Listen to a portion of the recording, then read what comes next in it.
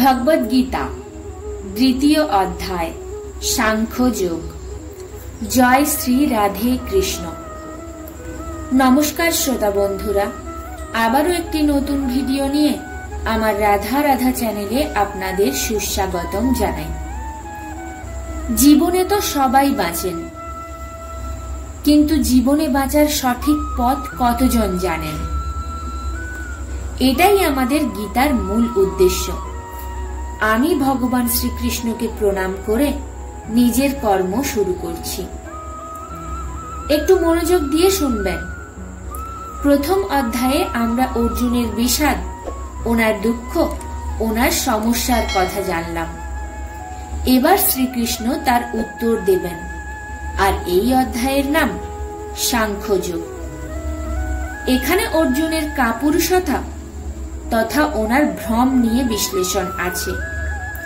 এখান থেকেই শুরু হয় ওই জ্ঞানের যার জন্য ভগবদ্গীতাকে পৃথিবীর সব থেকে মহানতম গ্রন্থ আর জ্ঞানের ভান্ডার মনে করা হয়।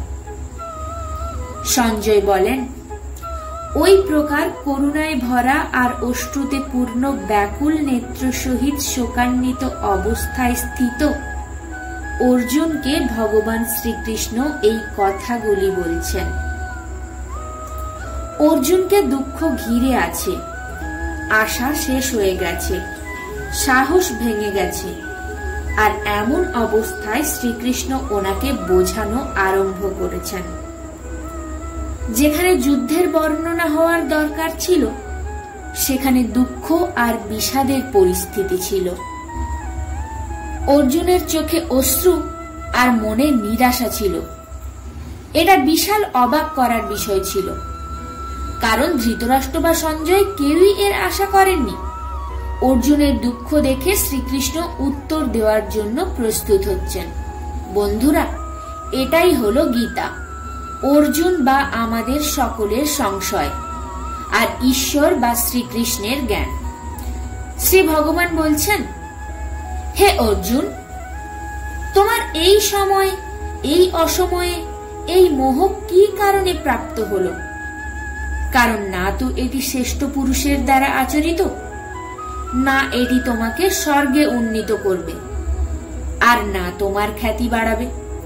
পক্ষান্তরে তোমার সমস্ত যশরাশি বিনষ্ট করবে। ভগবান এখানে অর্জুনকে জিজ্ঞাসা করছেন, হে অর্জুন, এখন যখন যুদ্ধ শুরু হতে চলেছে, এমন অবস্থায় বুদ্ধিমান হয়েও তোমার মধ্যে এমন মোহ কি প্রকারে উত্থিত হলো? এজন্য হে অর্জুন, কাপুরুষ হও না।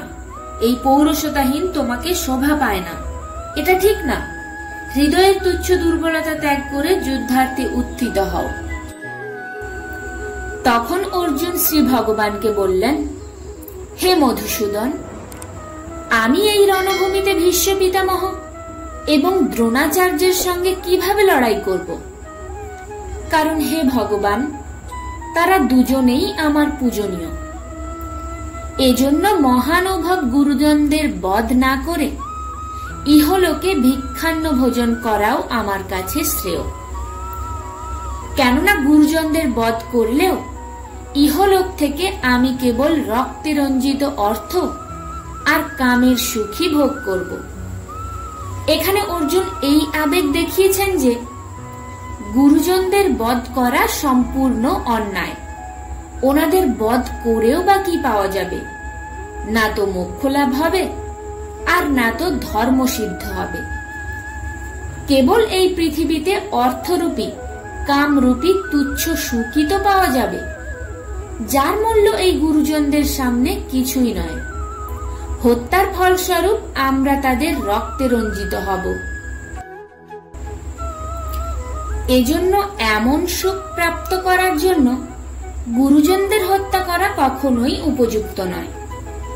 আমরা এটা জানি না আমাদের যুদ্ধ করা বা না করা কোনটি শ্রেয়, অথবা আমরা এটাও জানি না যে আমরা ওদের জয় করব নাকি ওরা আমাদের জয় করবে। আর যাদের বধ করে আমরা বাঁচতেও চাই না, সেই আমার আত্মীয় ধৃতরাষ্ট্রপুত্রগণ আমার সম্মুখে উপস্থিত। এজন্য আমি আপনাকে জিজ্ঞাসা করছি, যা সাধন নিশ্চিত কল্যাণকারক, যা আমার জন্য ভালো তাই বলুন। কারণ আমি আপনার শিষ্য, আমি আপনার শরণাপন্ন হয়েছি, আমাকে শিক্ষা দিন। পৃথিবীতে নিষ্কণ্ঠক সমৃদ্ধ রাজ্য, দেবলোকের আধিপত্য পেলেও আমার ইন্দ্রিয় সমূহ শুকিয়ে যাওয়ার আবেগকে দূর করার কোনো সমাধান আমি দেখতে পাচ্ছি না। এখানে অর্জুন এই আবেগ দেখিয়েছেন যে যুদ্ধতে বিজয় প্রাপ্ত করলে খুব বেশি হলে এই পৃথিবীতে রাজ্য প্রাপ্ত করে নেবে, কিন্তু যদি দেবতাদের আধিপত্য পেয়ে যায় তাহলে তা আমার ইন্দ্রিয় শুকিয়ে দেওয়ার শোক দূর করতে সমর্থ হবে না। এজন্য আমাকে এমন কোনো উপায় বলুন যা আমার ইন্দ্রিয় শুকিয়ে দেওয়ার শোক দূর করে আমাকে সর্বদার জন্য সুখী বানিয়ে দেবে। সঞ্জয় ধৃতরাষ্ট্রকে বলছেন, হে রাজন, নিদ্রাজয়ী অর্জুন অন্তর্যামী শ্রীকৃষ্ণ মহারাজের উদ্দেশ্যে এমন বাক্য পোষণ করে শ্রী গোবিন্দ ভগবানকে বললেন, আমি যুদ্ধ করব না, এই বলে চুপ হয়ে গেলেন। হে ভারতবংশী ধৃতরাষ্ট্র, অন্তর্যামী শ্রীকৃষ্ণ মহারাজ দুই সেনার মধ্যে উপস্থিত শোকান্বিত অর্জুনকে মৃদু হেসে এই কথাগুলি বললেন। হে অর্জুন, যাদের জন্য শোক করার কোনো কারণ নেই তাদের জন্য শোক করছো আর পণ্ডিতের ন্যায় কথা বলছো, কিন্তু যাদের প্রাণ চলে গেছে তাদের জন্য আর যাদের প্রাণ এখনো চলে যায়নি তাদের জন্য তত্ত্বজ্ঞানীরা শোক করে না। এমনটা নয় যে আমি কোনো কালে ছিলাম না, বা তুমি ছিলে না, বা এই নৃপতিগণ ছিলেন না। এমন নয় যে ভবিষ্যতেও আমরা সকলে থাকব না, তা নয়। যেভাবে জীবাত্মা দেহে বাল্য, যৌবন ও বার্ধক্য অবস্থা উপস্থিত হয়, ঠিক তেমনি মৃত্যুর পরে নতুন শরীর প্রাপ্তি হয়। এই বিষয়ে জ্ঞানী ব্যক্তিরা মোহগ্রস্ত হন না।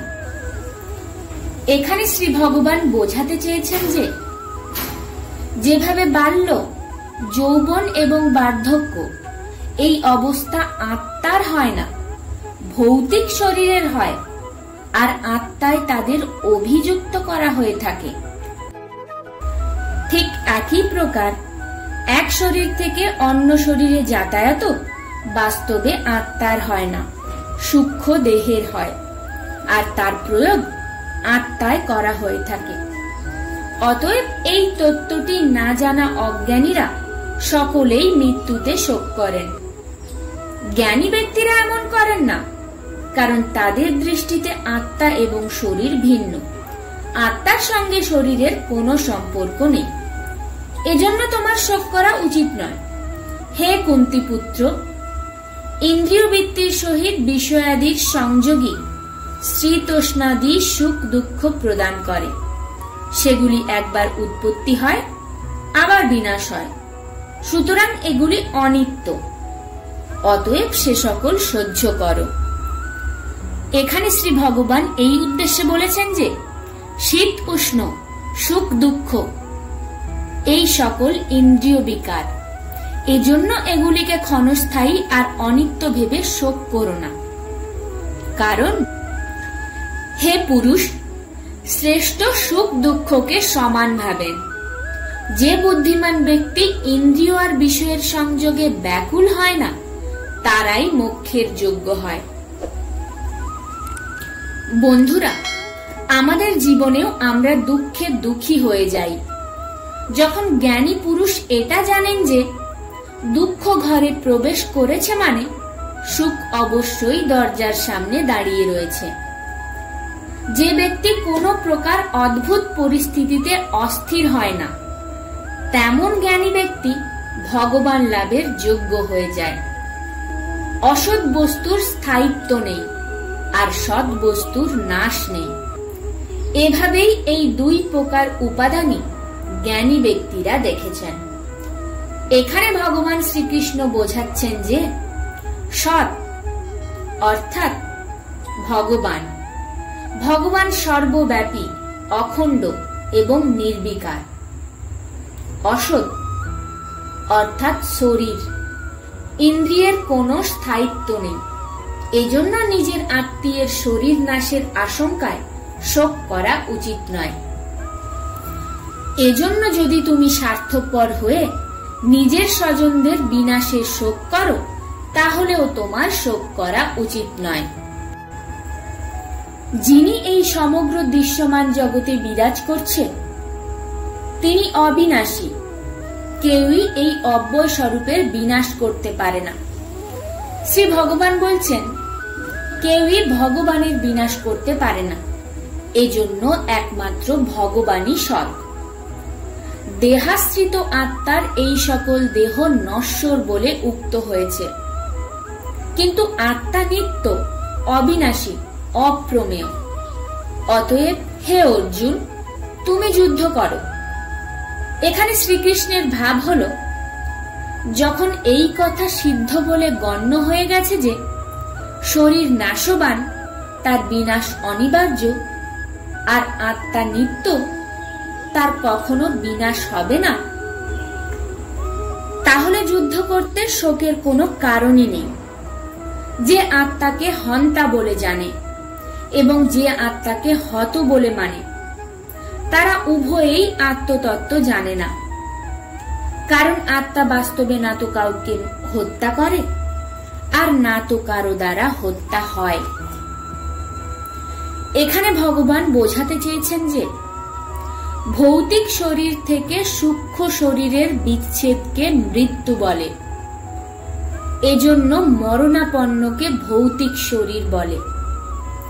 এভাবেই ভৌতিক শরীরের ক্রিয়া থেকে কোনো অন্য ভৌতিক শরীরে প্রাণ বিচ্ছেদ হলে তাকে হত্যাকারী বলে। এজন্য হত্যাকারীরও শরীর, আত্মা নয়। কিন্তু শরীরের ধর্মকে নিজের মধ্যে চাপিয়ে দিয়ে অজ্ঞানী ব্যক্তি আত্মাকে হত্যাকারী মেনে নেয়। এজন্য তাদেরকে ওই কর্মের ফলও ভোগ করতে হয়। আত্মা কোনো কালেই জন্ম নেয় না, আর কোনো কালেই মৃত্যুবরণ করে না। এটি অন্যান্য জাত বস্তুর ন্যায় জন্মে অস্তিত্ব লাভ করে না, অর্থাৎ এটি সৎ রূপে নিত্য বিদ্যমান। আত্মা জন্মরহিত, নিত্য, শাশ্বত, সনাতন এবং পুরাতন। শরীর নাশ হলেও আত্মা কখনো নাশ হয় না। হে পৃথাপুত্র অর্জুন, যে ব্যক্তি এই আত্মাকে অবিনাশী, নিত্য, অজ, অব্যয় বলে জানেন, সে কি প্রকারে কাউকে হত্যা করাতে পারে আর কি প্রকারে কাউকে হত্যা করতে পারে। এখানে ভগবান বোঝাতে চেয়েছেন যে ভৌতিক শরীর দ্বারা কাউকে হত্যা করা বা হত্যা করানো, এটা আত্মার কাজ নয়। এজন্য কারো জন্য কোনো প্রকার শোক করা উচিত নয়। যেমন মানুষ পুরানো বস্ত্র পরিত্যাগ করে নতুন বস্ত্র পরিধান করে, সেইরূপ জীবাত্মা তার জীর্ণ শরীর পরিত্যাগ করে অন্য নতুন শরীর পরিগ্রহ করে। এই আত্মাকে অস্ত্র ছেদন করতে পারে না, অগ্নি দগ্ধ করতে পারে না, জল ভেজাতে পারে না, বায়ু শুষ্ক করতে পারে না।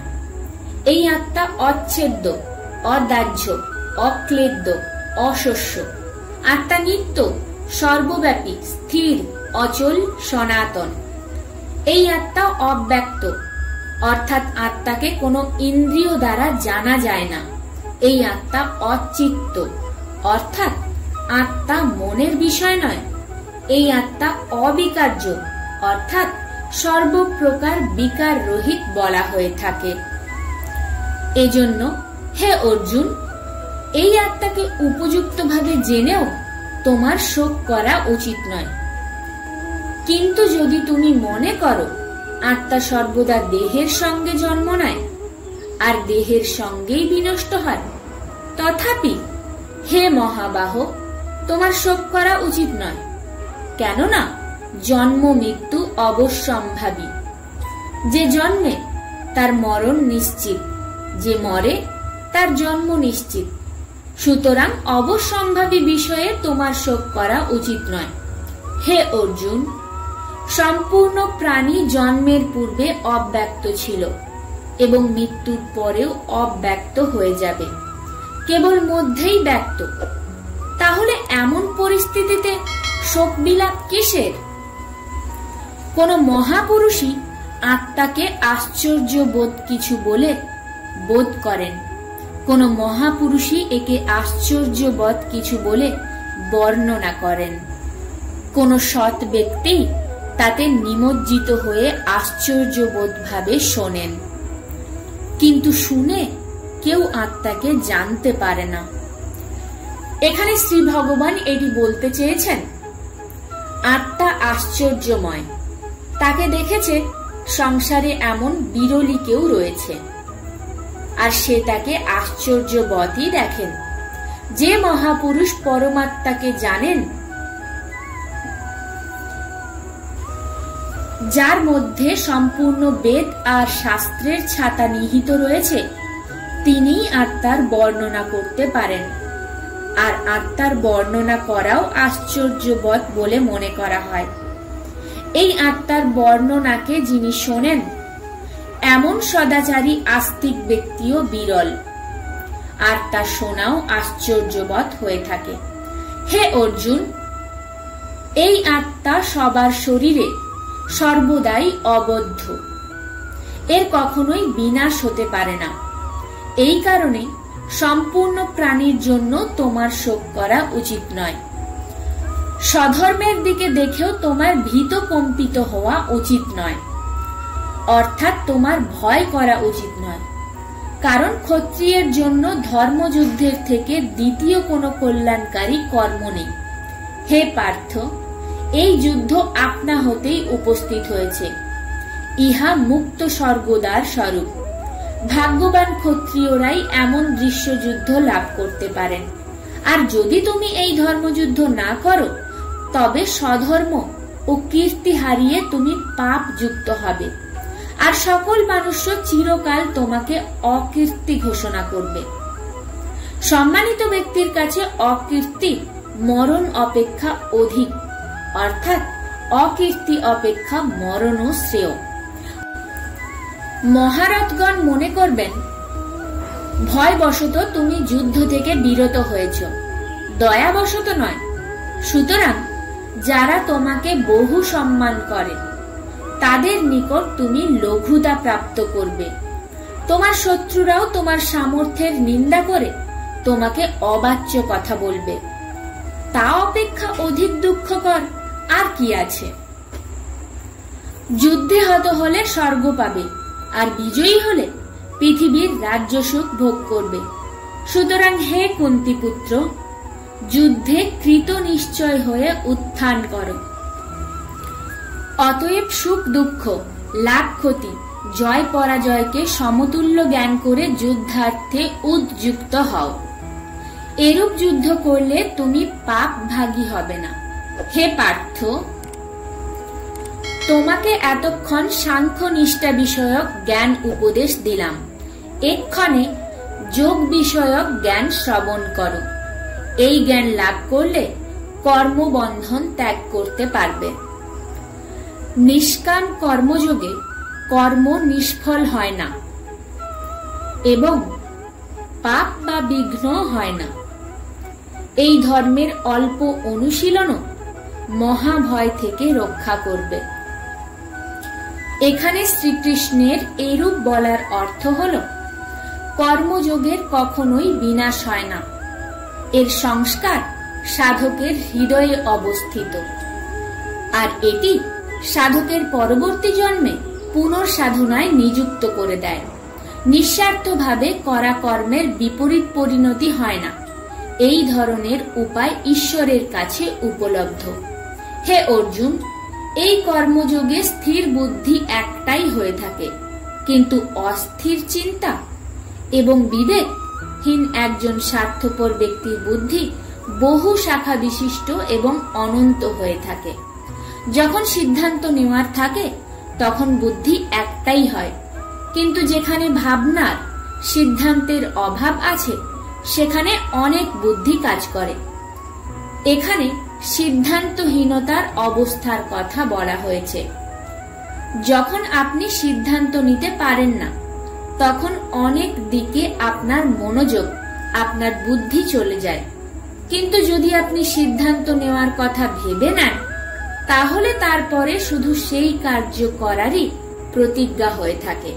হে অর্জুন, যা শরীরের আনন্দের কারণে ঘটছে, কর্মফলে প্রশংসিত বৈদিক বাক্যে যাদের প্রেম আছে, যাদের মনে স্বর্গই পরম প্রাপ্য বস্তু, আর যাদের জন্য স্বর্গের চেয়ে বড় প্রাপ্তি কিছুই নেই, তাদের বুদ্ধি স্থির। আর এমন ব্যক্তি যারা কর্মের পরিবর্তে হওয়া ফল বা লাভের ব্যাপারে কথা বলেন, তখন তা কর্ম নয়, স্বার্থ হয়ে যায়, তাকে কর্ম বলা যাবে না। হে অর্জুন, যে অজ্ঞানী লোকেরা শুধু দেখান আর করুণার সঙ্গে কথা বলেন, তারা ভণ্ড হয়ে থাকে। তারা অনেক কিছু বলেন কিন্তু করেন খুব কম। এমন লোকের থেকে সর্বদা দূরে থাকা উচিত। যারা শুধু ভোগ আর প্রতিপত্তির জন্য কর্মের কথা বলেন, যাদের উদ্দেশ্য শুধু ভোগ এবং ঐশ্বর্য, সেই মানুষদের ভগবানের সম্পর্কে নিশ্চয় বুদ্ধি নেই। হে অর্জুন, বেদের কর্মকাণ্ড আমাদের প্রকৃতির 3টি গুণের দ্বারা সংযুক্ত রয়েছে। অতএব তুমি সেই আনন্দ এবং তাদের উপায়ের প্রতি আসক্তি থেকে মুক্ত। যে আনন্দ, দুঃখ ও বেদনা থেকে মুক্ত, সে সুখ চায় না এবং স্বাধীন বিবেক সম্পন্ন মানুষ হয়ে থাকে। এখানে ভগবান শ্রীকৃষ্ণ বলেছেন, বেদও শুধু 3টি জ্ঞানে সমাপ্ত হয়ে যায়, তারপরে আর যায় না, কিন্তু তারপরে আছে কর্মযোগ। শ্রী ভগবান বলেছেন, কর্ম করো কিন্তু ফলের আশা করো না। বড় জলাশয় প্রাপ্ত হয়ে গেলেও ছোট জলাশয়ে মানুষের যতটা প্রয়োজন থাকে, ঠিক তেমনি যিনি ব্রহ্মতত্ত্ব সম্পর্কে বোধগম্যতা অর্জন করে নেবেন, তার কাছে বেদের কোনো আবশ্যকতা নেই। কর্মেই তোমার অধিকার, কর্মফলে কখনো তোমার অধিকার নেই। এই জন্য কর্মফলের জন্য কার্য করো না। আবার এমনটাও যেন না হয় যে তুমি কার্যই করো না। কার্য করতে হবে, কিন্তু ফলের জন্য নয়। হে ধনঞ্জয়, তুমি ফলাশক্তিকে ত্যাগ করে সিদ্ধি আর অসিদ্ধিতে সমান বুদ্ধি প্রয়োগ করে কর্মে স্থিত হয়ে কর্ম করো। ফলের ইচ্ছার জন্য কর্ম করো না। তোমাকে কর্মযোগী হতে গেলে সম্ভাবনার মধ্যে স্থিত হয়ে কার্য করতে হবে। স্বার্থযুক্ত কর্ম বুদ্ধিযোগ অপেক্ষায় অত্যন্ত নিকৃষ্ট বলে ভগবান বলেছেন।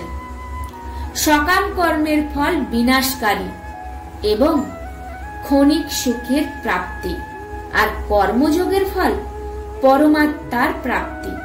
এজন্য দুইয়ের মধ্যে দিন এবং রাতের মতো পার্থক্য রয়েছে। বুদ্ধিযোগের এই সমস্ত রূপের ফল অত্যন্ত নিম্ন শ্রেণীর। এজন্য হে ধনঞ্জয়, তুমি সমবুদ্ধিতে রক্ষার উপায় খুঁজে বের করো, অর্থাৎ বুদ্ধিযোগেই আশ্রয় গ্রহণ করো। সমবুদ্ধিযুক্ত ব্যক্তি পুণ্য এবং পাপ উভয়কেই এই লোকেই ত্যাগ করে, অর্থাৎ তার থেকে মুক্ত হয়ে যান। এজন্যই তুমি সমত্বরূপী যোগে মগ্ন হও। সমত্বরূপী যোগেই কর্মে কৌশলতা আছে, অর্থাৎ কর্মবন্ধন থেকে মুক্তি পাওয়ার উপায় আছে। কারণ সমত্ব বুদ্ধি দিয়েই জ্ঞানীজনেরা কর্ম থেকে উৎপন্ন হওয়া ফলকে ত্যাগ করে জন্মরূপ বন্ধন থেকে মুক্ত হয়ে কোনো প্রকার পাপ ছাড়াই পরম অর্থাৎ মোক্ষ অবস্থা প্রাপ্ত করেন। যখন তোমার বুদ্ধি মোহরূপ গহন কানন অতিক্রম করবে, তখন তুমি শ্রুত ও শ্রোতব্য বিষয়ে বৈরাগ্য প্রাপ্ত করবে। লৌকিক এবং বৈদিক নানাবিধ ফলকথা শ্রবণে বিক্ষিপ্ত তোমার বুদ্ধি যখন সমাধিতে নিশ্চল হতে থাকবে, তখন তুমি যোগ প্রাপ্ত করবে। অর্থাৎ ঈশ্বরের সাথে প্রত্যহ তোমার মিলন হবে। অর্জুন বলেন, হে কেশব, যে স্থির বুদ্ধি সম্পন্ন ব্যক্তি সমাধিতে ভগবানকে লাভ করেছেন তাদের লক্ষণ কি? স্থিতাধি ব্যক্তি কি রূপে কথা বলেন, কি রূপে অবস্থান করেন, কি রূপেই বা চলেন?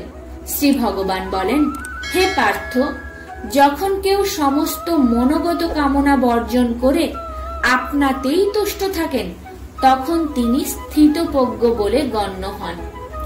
দুঃখের প্রাপ্তি হলে যার মনে উদ্বেগ থাকে না, সুখের প্রাপ্তিতে যিনি সর্বদা স্পৃহারহিত থাকেন, যার অনুরাগ, ভয় এবং ক্রোধ নিবৃত্ত হয়ে গেছে, এমন মুনিকে স্থির বুদ্ধি বলা হয়ে থাকে।